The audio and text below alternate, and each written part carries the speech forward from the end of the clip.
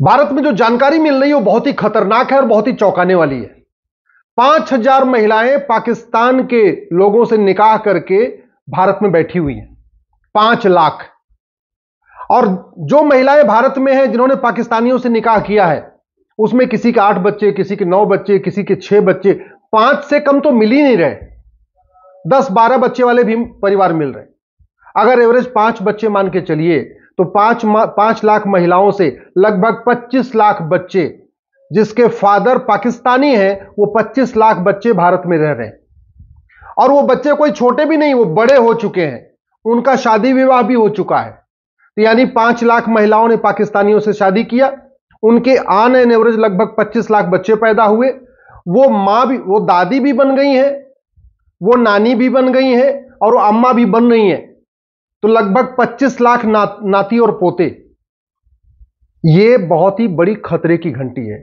सवाल यह है, ऐसी घटनाएं अरब, दुबई, कुवैत, बहरीन में क्यों नहीं होती हैं? कभी आपने सुना कि अरब, दुबई, कुवैत, बहरीन की कोई महिला भारत में आके किसी से शादी की हो, निकाह की हो और वहां की नागरिकता उसने ले रखी हो? कभी आपने सुना कि अमेरिका या सिंगापुर या जापान या चीन के किसी महिला ने भारत में आके शादी किया हो और वहां की नागरिकता ले रखी हो? नहीं सुना होगा। लेकिन भारत में ऐसा हुआ है। 5 लाख महिलाएं, उनके 25 लाख बच्चे, उनके लगभग 25 लाख नाती पोते। यह सिचुएशन आज की है। और ये क्यों हुआ है? क्योंकि हमारा फॉरेनर एक्ट 19 ये 46 चल रहा है। जो चल रहा था अब तो बदल गया है और ये सड़ा हुआ कानून था। घुसपैठ का भी मूल कारण था और इस समस्या का भी मूल कारण यही था। यह कानून अभी बदला गया है। इमिग्रेशन एक्ट आ गया है, ये 2025 में भी आया, इसी संसद सत्र में आया। लेकिन यह भी नए बोतल में पुरानी शराब जैसा है। इसमें भी वैसी कठोर सजा नहीं है जैसा सिंगापुर में है, जापान में है, अमेरिका में है, रूस में है, चीन में है। वैसा इसमें भी खतरनाक नहीं है। आखिर भारत में इतनी अराजकता का मूल कारण क्या है? मूल कारण यह है कि हम भगवान श्री राम की पूजा तो करते हैं लेकिन राम नीति लागू नहीं करते। भगवान श्री राम ने कहा था, भय बिन होए न प्रीत। हम भगवान कृष्ण की पूजा करते हैं लेकिन कृष्ण नीति लागू नहीं करते। भगवान कृष्ण ने कहा था, सठे साठ्यम समाचरित। हमारे पूर्वज खुद ही कहते थे, लोहा लोहे को काटता है। लेकिन हमने लोहा लोहे को काटता है इस सिद्धांत के अनुसार नियम कानून नहीं बनाया। नतीजा यह हुआ कि 5 लाख महिलाओं ने पाकिस्तानियों से शादी करके लगभग 25 लाख बच्चे पैदा कर दिए और उनके लगभग 25 लाख नाती पोते भी हो चुके। अब समाधान क्या है? समाधान वही जो हमारे पूर्वज करते थे, भगवान श्री राम और श्री कृष्ण कहते थे। सबसे पहले इस नई भारतीय न्याय संहिता को बदलना पड़ेगा। इसमें 4-5 नए चैप्टर जोड़ना पड़ेगा। एक चैप्टर जोड़ना पड़ेगा ऑफेंस रिलेटिंग टू इन्फिल्ट्रेशन, घुसपैठ से संबंधित अपराध। एक चैप्टर जोड़ना पड़ेगा offence relating to illegal immigration, कि अगर आप भारत में अवैध रूप से रह रहे हैं। एक चैप्टर इसमें जोड़ना पड़ेगा offence relating to cheating, fraud, forgery. एक चैप्टर इसमें जोड़ना पड़ेगा offence relating to fake documents. और इसमें झूठ को सीरियस क्राइम डिक्लेयर करना पड़ेगा। जब तक झूठ को गंभीर अपराध घोषित नहीं करेंगे और झूठ पकड़ने के लिए नार्को पॉलीग्राफ ब्रेन मैपिंग कानून नहीं बनाएंगे, तब तक भारत में अराजकता रहेगी और कोई भी अपराध कम नहीं होगा। और भारत दिन बाई दिन, डे बाई डे असुरक्षित होता चला जाएगा और एक दिन हमारे हाथ से निकल जाएगा, जैसे हमारे हाथ से अफगानिस्तान निकल गया, पाकिस्तान निकल गया, बांग्लादेश निकल गया, कश्मीर निकल गया, बंगाल भी निकलने वाला है। समाधान यही है, सठे साठ्यम समाचरित, भय बिन होए न प्रीत।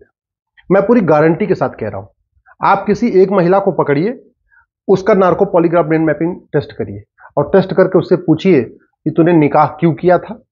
दूसरा उससे सवाल पूछिए, निकाह करने के बाद तुम यहीं भारत में क्यों रुक गई। फिर उससे यह भी पूछिए, तुम्हारे कुल कितने बच्चे हैं।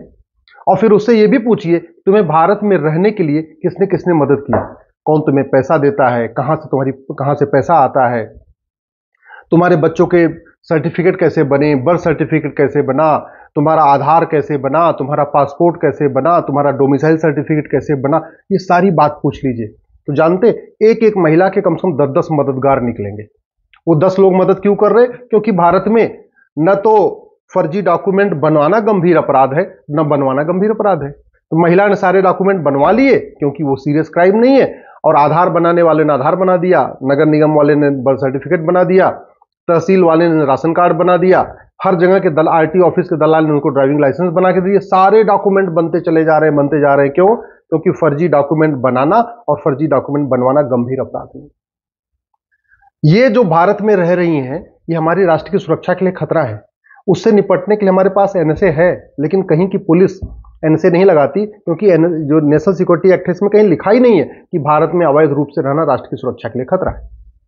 हमारे पास अनलॉफुल एक्टिविटीज है, भारत में अवैध रूप से रहना अनलॉफुल एक्टिविटी है, लेकिन इस कानून में कहीं लिखा ही नहीं है कि घुसपैठ करना या भारत में अवैध रूप से रहना या घुसपैठियों की मदद करना या अवैध रूप से रहने वालों की मदद करना या उनको डॉक्यूमेंट बना के देना, न ये राष्ट्र की सुरक्षा के लिए खतरा है, न ये अनलॉफुल एक्टिविटी है। तो न तो पुलिस एनएसए लगाती है, न तो पुलिस यूएपीए लगाती है।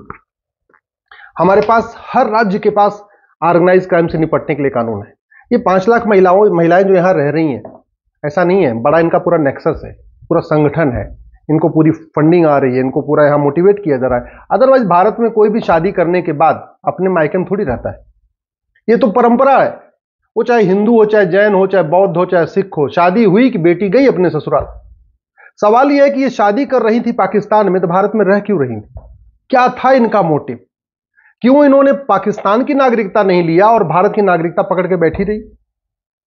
ये तो तभी पता चलेगा जब narco polygraph brain mapping test हो। लेकिन मैं पूरी जिम्मेदारी के साथ कह रहा हूं, ये एक ऑर्गेनाइज वेल प्लान्ड क्राइम है, और ऑर्गेनाइज क्राइम से निपटने के लिए हर राज्य के पास कानून है। महाराष्ट्र के पास मकोका है, गुजरात के पास गुजकोका है, यूपी के पास गैंगस्टर एक्ट है, किसी के पास गुंडा एक्ट है, सबके पास अपना अपना कानून है। लेकिन पुलिस लगाती नहीं है, क्योंकि कानून में लिखा ही नहीं है कि भारत में अवैध रूप से रहना ये ऑर्गेनाइज क्राइम है। इवन जो ये नई भारतीय न्याय संहिता बनी है, इसमें एक प्रोविजन है वेजिंग वॉर। मैं कह रहा हूं, घुसपैठ करना, अवैध रूप से रहना, ये अपने आप में वेजिंग वॉर है, इनडायरेक्ट वॉर है। लेकिन पुलिस नहीं लगा रही है, क्योंकि हमने वेजिंग वॉर में डिफाइन ही नहीं किया कि क्या क्या वेजिंग वॉर है। ऑर्गेनाइज क्राइम में डिफाइन ही नहीं किया कि क्या क्या ऑर्गेनाइज क्राइम है। नेशनल सिक्योरिटी एक्ट में डिफाइन ही नहीं किया कि नेशनल सिक्योरिटी के लिए क्या क्या खतरे हैं। अनलॉफुल एक्टिविटी में हमने डिफाइन ही नहीं किया कि क्या क्या अनलॉफुल एक्टिविटी है। तो जहां मन करता है पुलिस लगाती, जहां मन करता नहीं लगाती। और पुलिस इसलिए अपने उस पर चल रही है क्योंकि 1861 का पुलिस एक्ट चल रहा है। अब इस 1861 के पुलिस एक्ट के कारण पुलिस सत्ता के गुलाम है। पहले अंग्रेजों की गुलाम थी, अब सत्ता के गुलाम है। भाई पुलिस के लोग भी तो आदमी होते हैं ना, जो थानेदार, हवलदार या कलेक्टर, कप्तान या जो लोग भी हैं, अधिकारी, कमिश्नर हैं, वो भी तो इंसान हैं। उनको नौकरी करनी है, उनको अपने बच्चे पालना है। अगर वो सत्ता से झगड़ा कर लेंगे तो उनको तो रोज पर डे उनका ट्रांसफर करते रहेंगे, क्योंकि ट्रांसफर करने में कोई नियम कानून तो है नहीं, जब मन किया तब ट्रांसफर कर दिया। तो अगर हम भारत को सुरक्षित बनाना चाहते हैं, ऐसी चीजों से रुकना चाहते हैं, तो one nation one police code लागू करना पड़ेगा, पुलिस चार्टर लागू करना पड़ेगा। अब आप सोचिए कितनी भारत में अवैध गतिविधियां हो रही हैं, लेकिन अवैध गतिविधियां करने वाले और उनके मददगारों के आज तक किसी की नागरिकता खत्म ही नहीं हुई। आप बताइए, किसी आतंकवादी की नागरिकता गई, किसी जासूस की नागरिकता गई, किसी गद्दार की नागरिकता गई, किसी घुसपैठिए की मदद करने वाले की नागरिकता गई, किसी धर्मांतरण कराने वाले की मदद की नागरिकता गई, किसी ड्रग स्मगलर की नागरिकता गई, किसी मानव तस्करी करने वाले की किसी की नागरिकता गई नहीं। क्यों? ये कानून सड़ा हुआ है। इसलिए मैं कहता हूं ये जो सिटीजनशिप एक्ट है, इसको बदलना पड़ेगा, एक नया कानून बनाना पड़ेगा। नागरिकता देने और नागरिकता लेने के लिए फिर से एक नई टर्म्स कंडीशन बनाना पड़ेगा। ये जितने अवैध काम हो रहे हैं, जो महिलाएं यहां रह रही हैं, पक्का इनको फंडिंग आ रही होगी। और फंडिंग का सबसे बड़ा पैटर्न क्या है?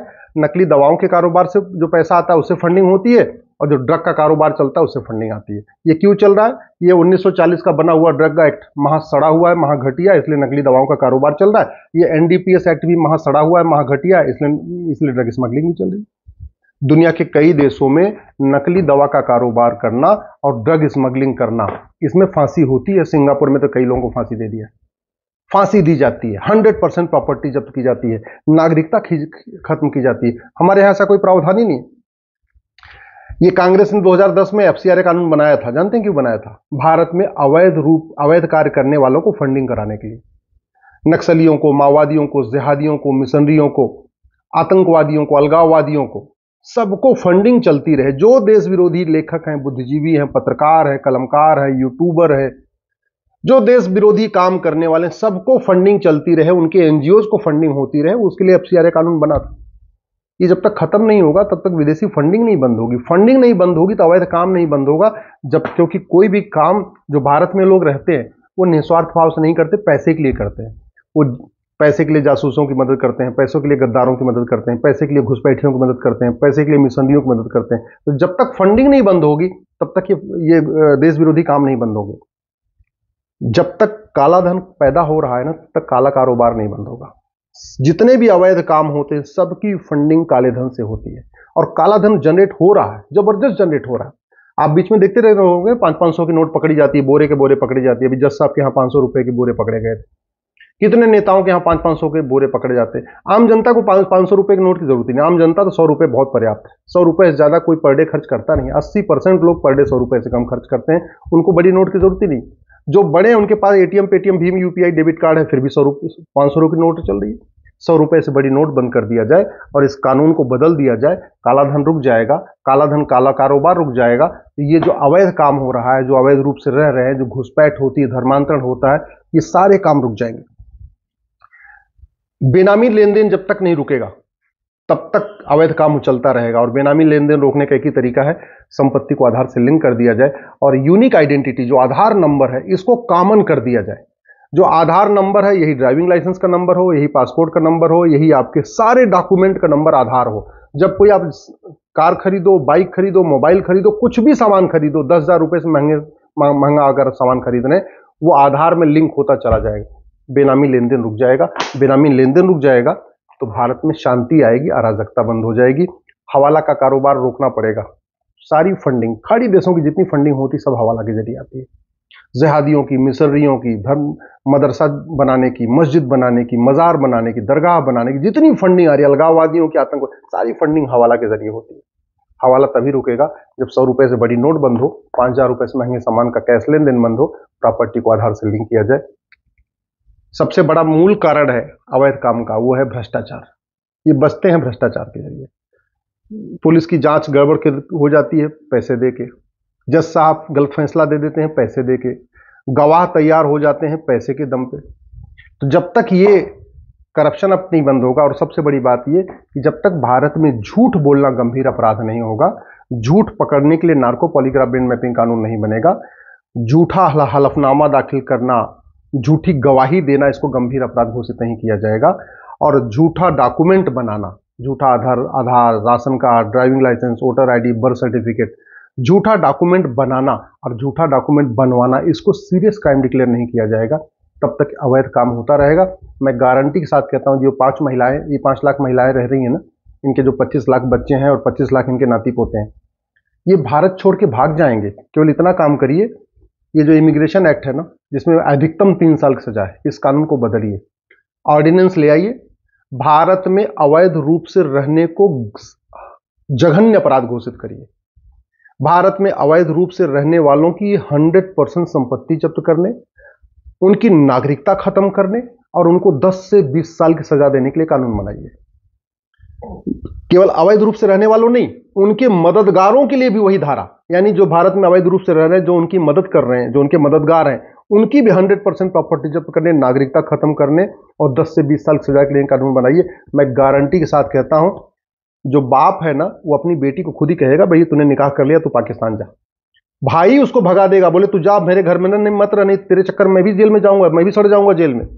परिवार वाले इनको खुद ही, जितने बच्चे उच्चे हैं सबको लेके इनको बॉर्डर क्रॉस करा देंगे, भारत में इनको पाकिस्तान पहुंचा देंगे।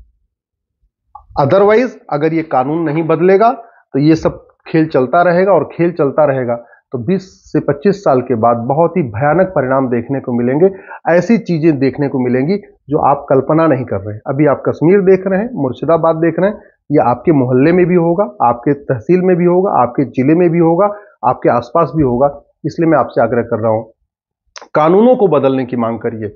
डॉक्टर बदलने से बीमारी ठीक नहीं होगी, बीमारी ठीक होगी दवाई बदलने से।